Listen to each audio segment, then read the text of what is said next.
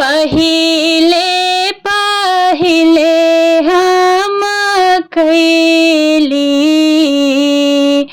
छठी मैया व्रत तोहार, छठी मैया व्रत तोहार।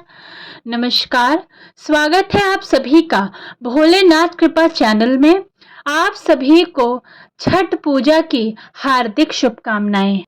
आज हम इस वीडियो में आपको बताएंगे कि साल 2023 में दिवाली के ठीक 6 दिन बाद आने वाला कार्तिक छठ पर्व कितनी तारीख को है, छठ पर्व की तिथियां क्या हैं, शुभ मुहूर्त क्या रहेगा, पूजा विधि और इसका महत्व के बारे में आज आप इस वीडियो में जानेंगे। पंचांग के अनुसार छठ पर्व कार्तिक माह के शुक्ल पक्ष की चतुर्थी तिथि पर नहाय खाए से शुरू होता है।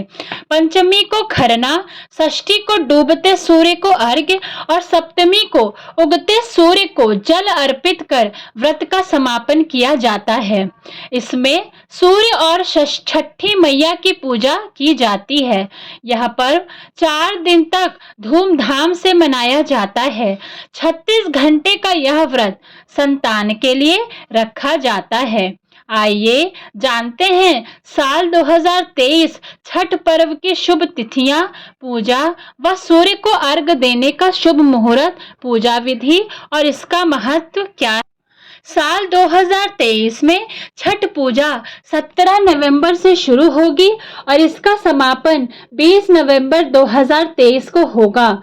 छठ पूजा के दिन सूर्योदय का जो समय रहेगा वह प्रातः काल 6:46 पर रहेगा और छठ पूजा के दिन सूर्यास्त का समय शाम 5:26 पर रहेगा।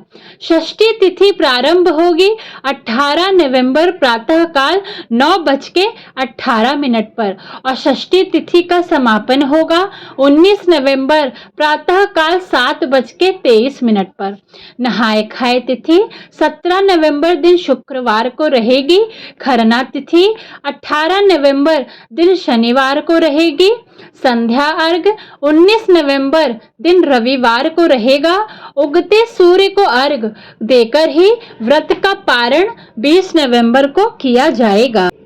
छठ पूजा की शुरुआत नहाय खाए से होती है। इस दिन व्रती लोग घर की साफ सफाई कर स्नान के बाद नए वस्त्र धारण करती हैं और शुद्ध सात्विक भोजन ग्रहण करती हैं। खरना छठ पूजा का दूसरा दिन होता है।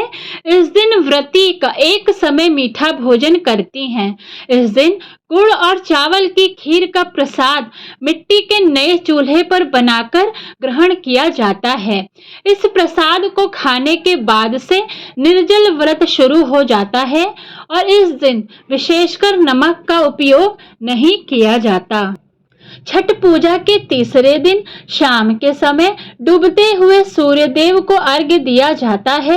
अर्घ्य देने के लिए बांस की टोकरी में फल, ठेकुआ, चावल से बने लड्डू आदि चीजों से सूप सजाया जाता है और व्रत करने वाला व्यक्ति अपने परिवार के साथ संध्या काल के समय सूर्य भगवान को अर्घ्य देता है।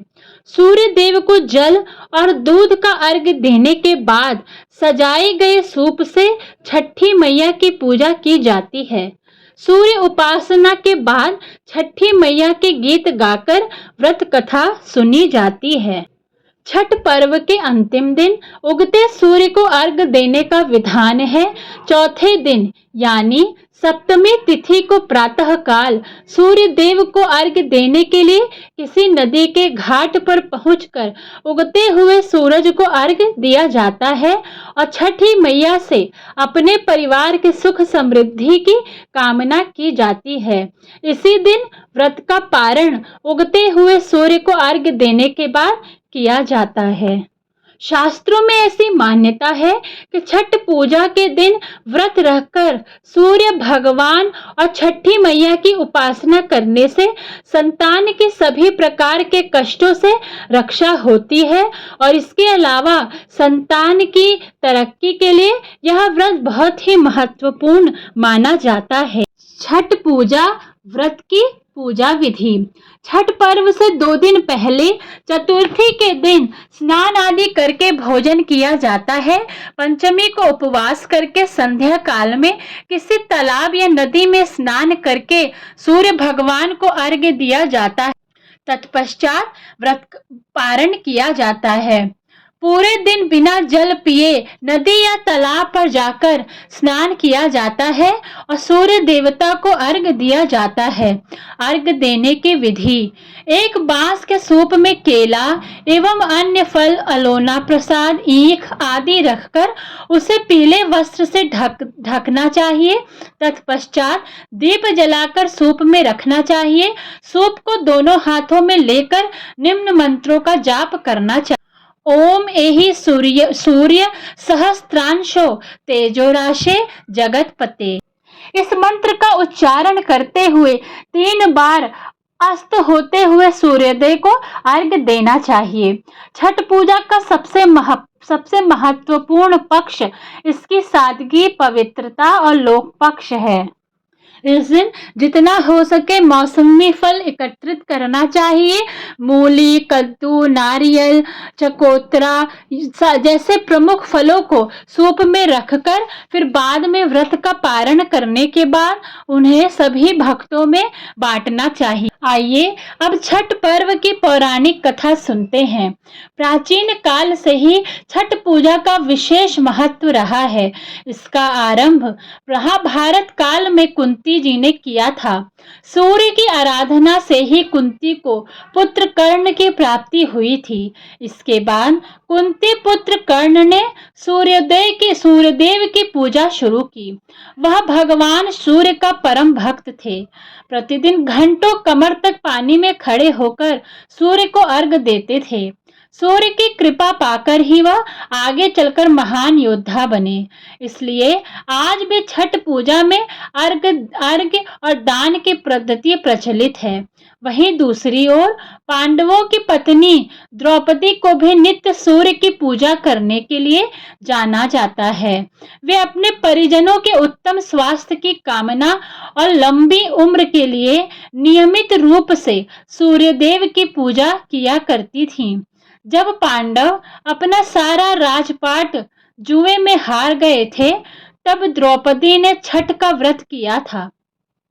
इस छठ के व्रत से द्रौपदी की सभी मनोकामनाएं पूरी हुई, साथ ही पांडवों को राजपाट भी वापस मिल गया।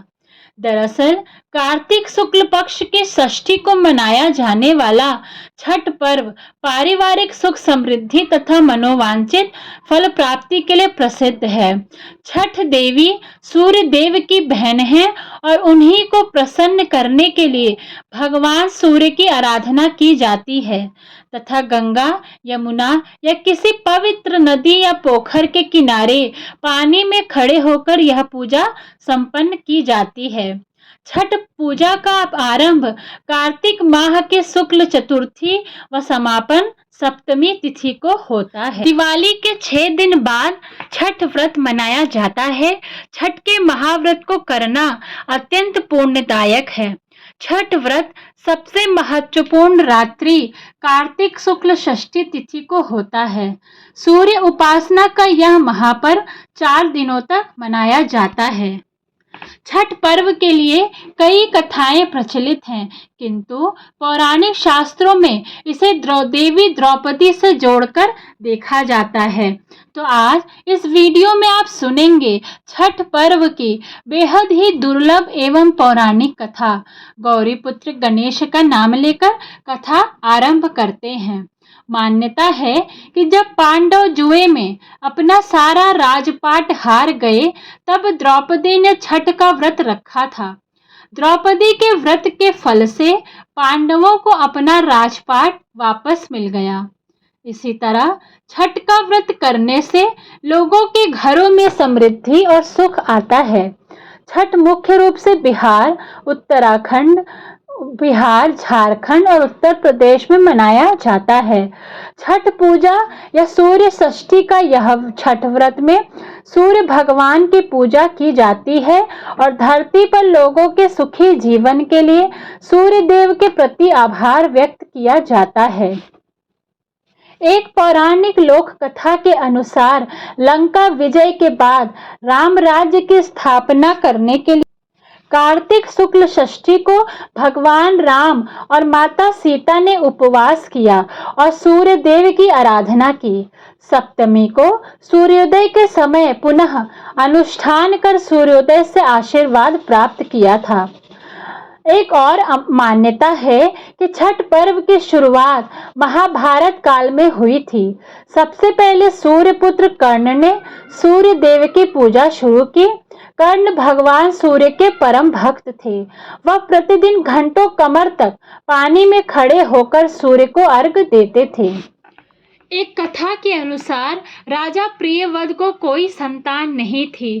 तब महर्षि कश्यप ने पुत्रेष्टि यज्ञ कराकर उनकी पत्नी मालिनी को यज्ञाहुति के लिए बनाई गई खीर दी। इसके प्रभाव से उन्हें पुत्र हुआ, परंतु वह मृत पैदा हुआ। प्रियव्रत पुत्र को लेकर शमशान गए और पुत्र वियोग में प्राण त्यागने लगे।